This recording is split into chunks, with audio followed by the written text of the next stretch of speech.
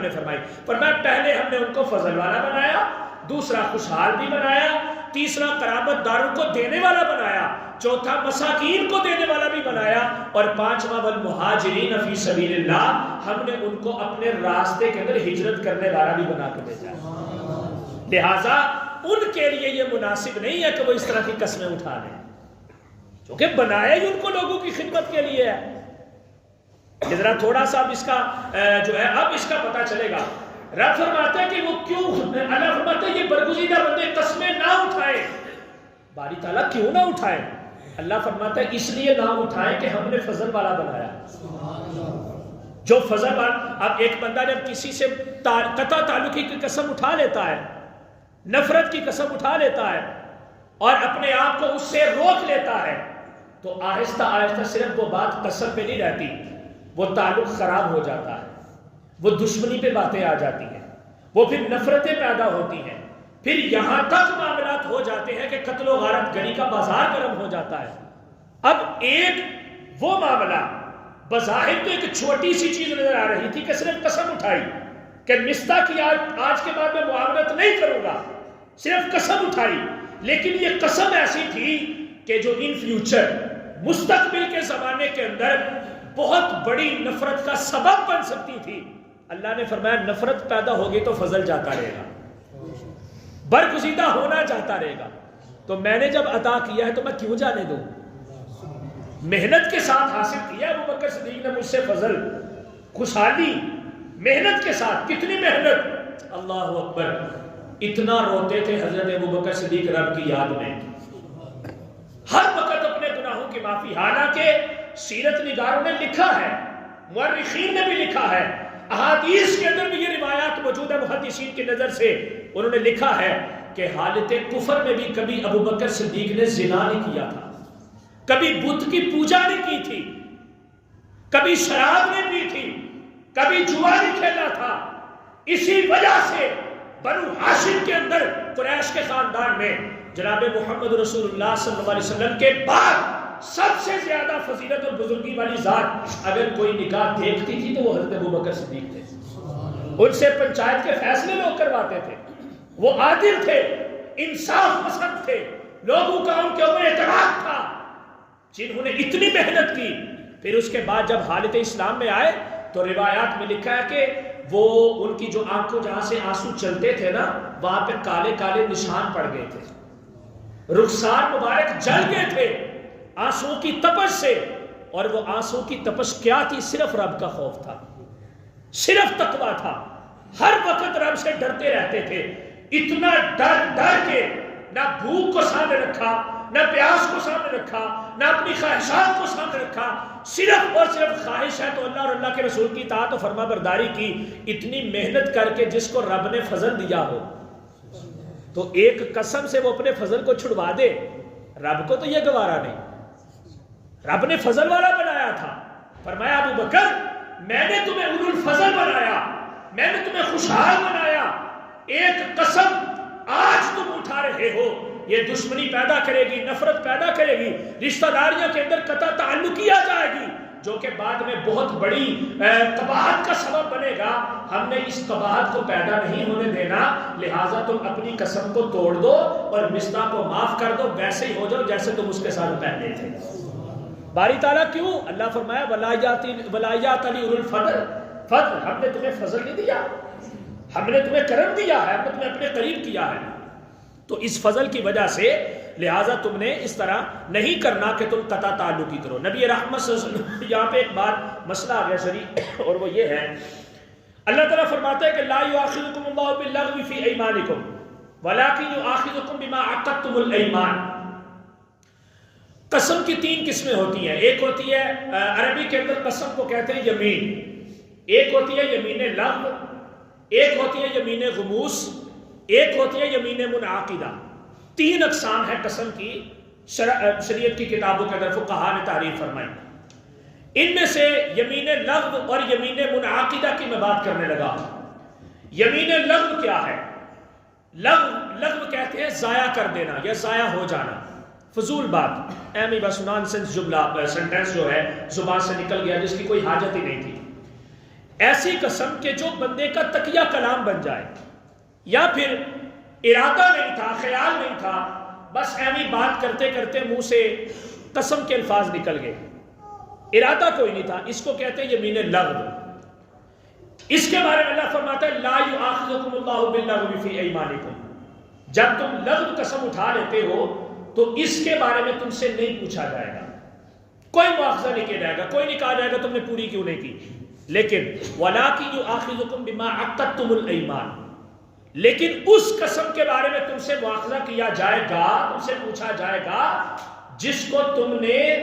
اپنے نظریے، اپنی سوچ، اپنی مرضی اور خیال کے مطابق اٹھایا،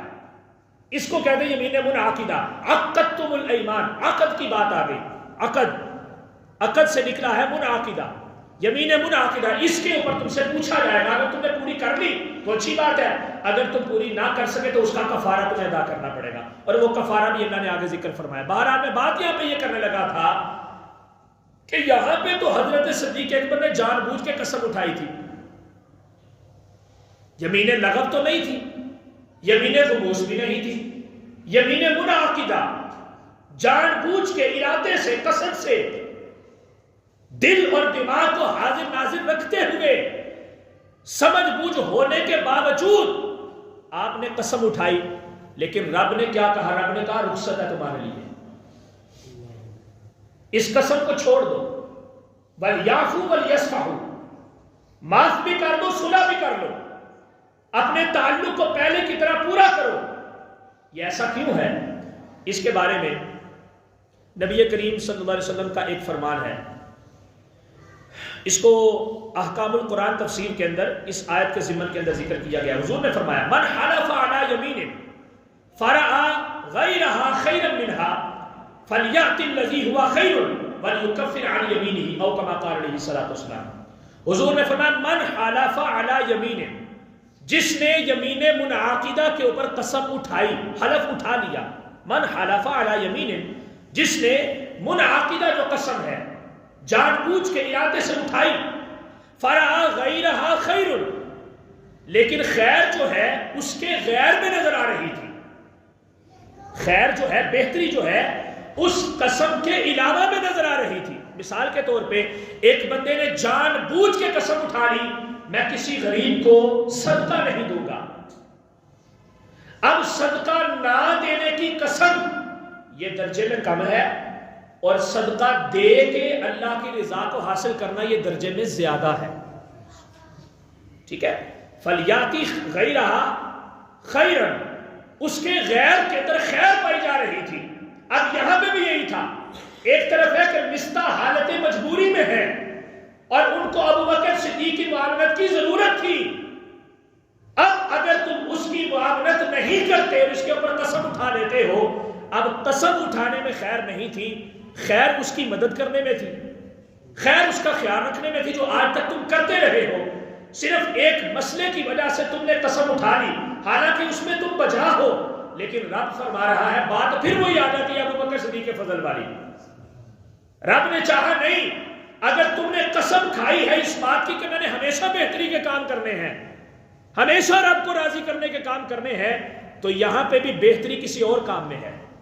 تمہاری قسم میں نہیں ہے۔ لہذا حضور فرماتے ہیں جس نے یمین منعقدہ اٹھائی اس بات میں کہ میں فلاں کام نہیں کروں گا، مگر خیر اس کے ہونے میں نظر آ رہی تھی، نہ کرنے کی قسم اٹھائی لیکن بہتری اس کے ہونے میں تھی، تو آقا کریم علیہ السلام نے ارشاد فرمایا وَلْيُكَفِّرْ عَلَى يَمِينِهِ، اس کو چاہیے کہ اپنی قسم کو توڑ دے اور اس کا کفارہ ادا کر دے، اور وہ نیکی کا کام کرے جس میں اس کو خیر نظر آ رہی ہے۔ یہ شرعی مسئلہ ہے، لہذا کوئی بندہ ایسی قسم اٹھائے لیکن اس قسم کے اٹھانے میں حرج ہو بھی منعقدہ، اور قسم اٹھانے میں حرج ہو اور اس کے غیر کے اندر بہتری نظر آ رہی ہو، تو میرے مصطفیٰ کریم علیہ الصلوۃ والسلام ارشاد فرماتے ہیں جان عالم صلی اللہ علیہ وسلم کہ تم اپنی قسم کو توڑ دو، اس کا کفارہ ادا کرو، اور اس کا کفارہ ادا کرنے کے بعد تم وہی کام کرو جس کے نہ ہونے کی تم نے قسم اٹھائی تھی، چونکہ یہ قسم اٹھانے میں تمہارے لیے خیر نہیں، اس کام کے ہونے میں تمہارے لیے خیر نہیں۔ اب قسم کا کفارہ کیا ہے؟ فَكَفَّارَتُهُ إِطْعَامُ 10 مساکین، کہ من اوسط ما تطعمون اہلیکم او کسوتہم او تحریر رقبہ، چار قسم کے کفارے ہیں، چاروں میں سے کوئی ایک ادا کر لو قسم کا کفارہ پورا ہو جائے گا۔ پہلا یہ ہے کہ 10 مساکین کو کھانا کھلا دو ایک وقت کا،